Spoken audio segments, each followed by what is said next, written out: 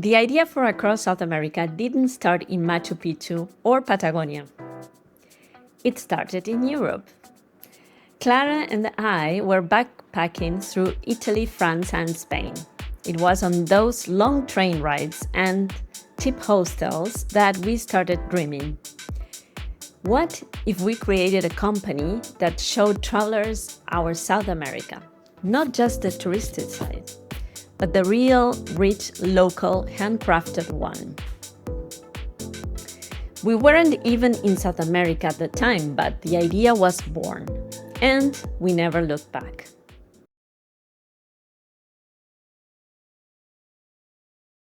Well, Antarctica is a fascinating destination. As we were talking previously to this interview, for us it's not very easy to pass on what you feel once you get there because it's very impressive, it's very pristine, it's remote, and you feel it remote, even though other companies going to Antarctica go to the same places. Because we need to apply for those places as soon as my ship, for example, go to Port Lockroy or any place at the peninsula, there is no other company going there. So passengers actually feel remote and isolated, which is the idea of being in Antarctica. And the idea is to enjoy the silence, for example. Now, we have different type of trips. And as I mentioned, the shortest one is 10 days or 12 days at the peninsula. And then we have the other ones, including the island, like South Georgia, South Orkney, or Malvinas. So it depends. Usually passengers says, okay, what do you recommend going to Antarctica? How many days do you have? Or what you wanted to see? Because if everybody says, okay, I have a lot of time, I can go any time of the season. Our season starts at the beginning of November until the end of March, which is spring and summertime here in the south. If they say, okay, I'm free at any time, you can ask, what do you want to see? Because if they wanted to see some specific penguins, we have different type of programs, including those penguins. But on the other hand, we have very active passengers. You know that Antarctica, the average age of the passengers worldwide is above 70. But because we create a very special program, which is called the Base Camp program, that includes activities like kayaking, camping, snow showing, mountaineering, etc., we are getting more younger people.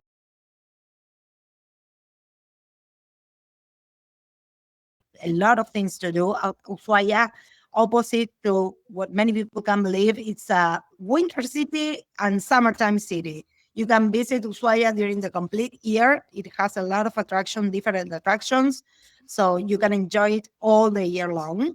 But also there are different attractions in the rest of Patagonia that I hardly recommend to do. From the Argentinian side, Bariloche and El Calafate. El Calafate is very known because of the Perito Moreno Glacier. You probably hear about it. It is one of the seven wonders of the world. You must visit it, even if it's not Ushuaia. I have to say, visit the Perito Moreno Glacier because it is a unique experience. And on the Chilean side, we have, for example, Puerto Natales, which is a really, really nice city on the shore. It is exactly next to the sea. And also, if you have the chance to stay 2 or 3 extra nights, Torres del Paine. Torres del Paine is, you can see Torres del Paine when you are visiting Calafate on the Argentinian side. You will see through the mountains the points of Torres del Paine, and that's a really nice experience as well. Yeah. Patagonia has and those are only the.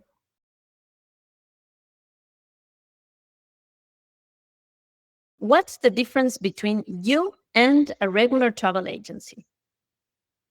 Well, a lot. We are not booking engines. We are journey designers. We focus only on South America.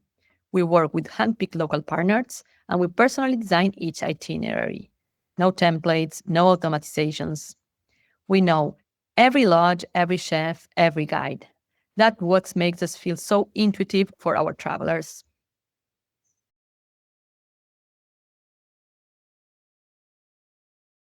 you took wonderful care of us. So thank you. And all the little surprises were lovely. Were they? Yes, they were. You know, we'd come back in from a long hike or a whole day out on the trails, and here'd be some chocolates waiting for us. And it's like, okay, this is nice. Thanks. Thanks, Maria. We've used the big companies before, and we had good experiences, but this took it up several notches. Just the personalization, Valentina, the experience manager, that made a huge difference. That, you know, here we're just sending some text back and forth, but they were really special to be in communication, and it was great to meet her. Yeah, that was lovely. We love getting to meet her. So we'd like for her to come and live with us, but you know.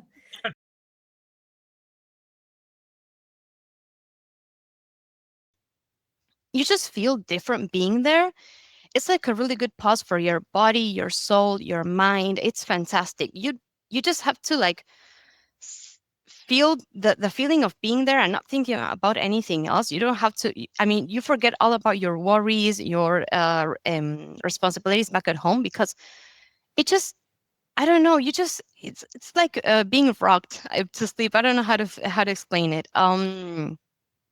But everything is different. The rhythm, the air, the water, everything, just the feeling of being there is completely different from being like a destination, like in a city or maybe a different nature destination. But here, the wildlife, everything is so big. You just feel so small.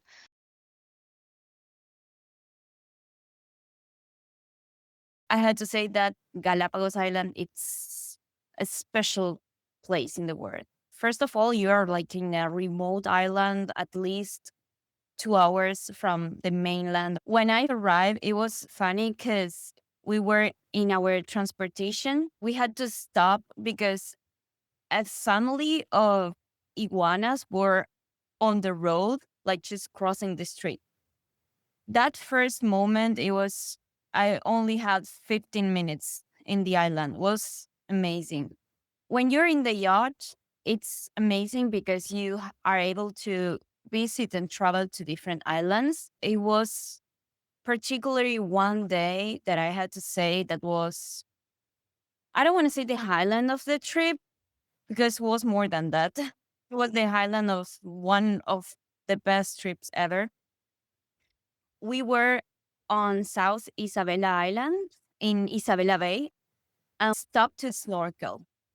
We did a snorkel every day. We had lunch super early. There was a reason. Marine iguanas decides to go into the ocean to feed itself.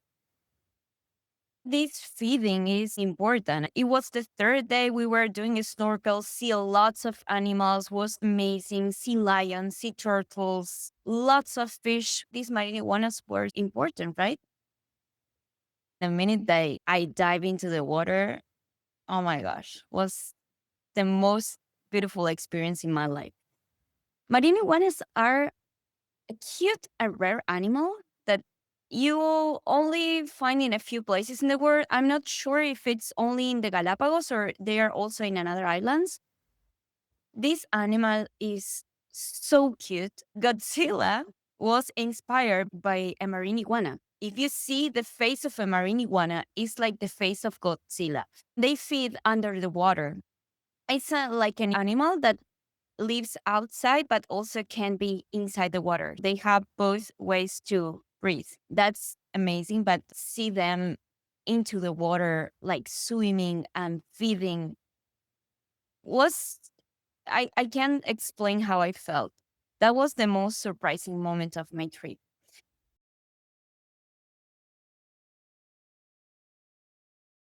So we learned so much in those trips because of the special people we put us in touch with that we wouldn't have learned if we'd hopped into a cab out of the airport somewhere, because they had a connection. And beautiful Pablo, we had 3 times. We requested this one particular driver we could have back every time. So we developed a relationship. We understood his family. And so it was the connection with country that was so personal for us? The warmth of the people. And it was in Chile, which is not your home country, but yet we felt like you and Clara were there. It was a WhatsApp message away, and the response times on WhatsApp was staggeringly quick. Yeah. We would no sooner have pressed send, and you would see the 3 dots come up, the ellipsis come up going, the team's onto it. They would come up. If they didn't have the answer, they would give us a time frame and they would commit to a resolution. They would inform us. They would check in. This was way more than logistics. This was about care. This was about passion. This was about concern. This was about a vicarious desire for us to have a great time. We would share photographs. And so what happened for us is that we built, it was almost this instinctive response of sharing our journey and our pictures. And so we built this relationship with people who we'd not even yet met.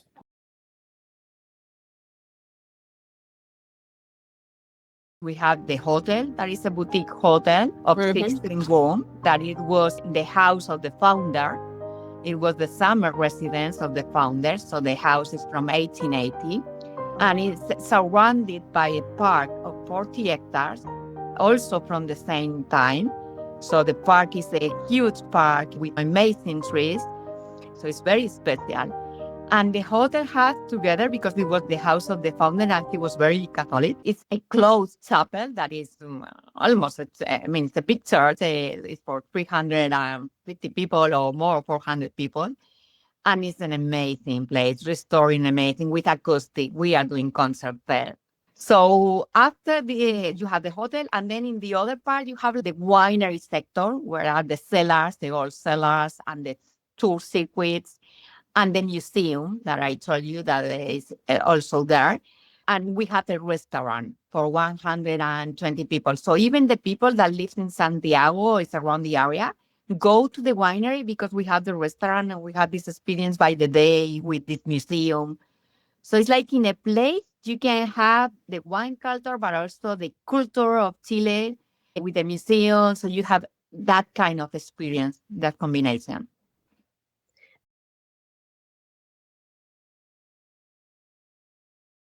So you do, what I love about you guys is you kind of figure out what our level of activity is and then build that into our itinerary. And you know that we like to explore, and we didn't even think about going to the Amazon.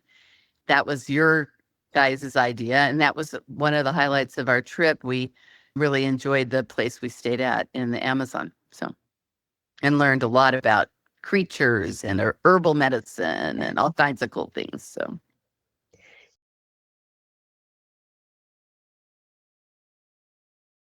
What would be that neighborhood that will say our travelers, you have to see this, you have to go. This is Argentina, this is Buenos Aires. Or where would you suggest them to go? I would say San Telmo is the one. San Telmo is the neighborhood that's special, that still keeps, that still preserves that old spirit of the old Buenos Aires, where you will find very nice boutique coffee shops inside old houses, where you will eat the best chorizos, where you will be able to find, older people, the elder from Buenos Aires, still doing what they were doing every day 50, 60 years ago, and at the same time, the new generations that are trying to, adapt to that kind of a neighborhood, because what, they still have those old cobblestone streets. The streets are narrow. You will have, it's a very picturesque neighborhood. If you loved this episode, you can subscribe to the podcast and share it with a fellow traveler, or why not, an entrepreneur. You can find us at across-southamerica.com and on Instagram at across South America. And if you're dreaming of your own handcrafted journey, reach out. We'd love to help. Gracias and see you soon. Nos vemos pronto. And let's keep the stories going.